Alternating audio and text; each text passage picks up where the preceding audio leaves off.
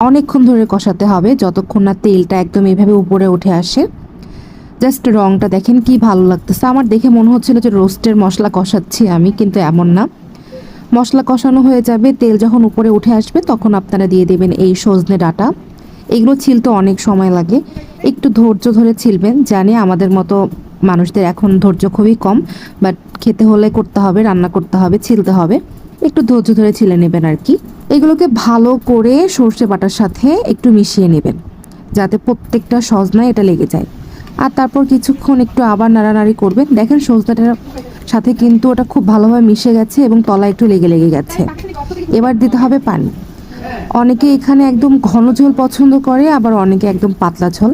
আমার শাশুড়ির রিকোয়ারমেন্ট ছিল একদম পাতলা ঝোল, তাই আমি অনেকগুলো পানি দিচ্ছি।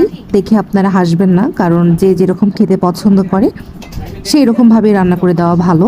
আর তারপর ঢাকনা দিয়ে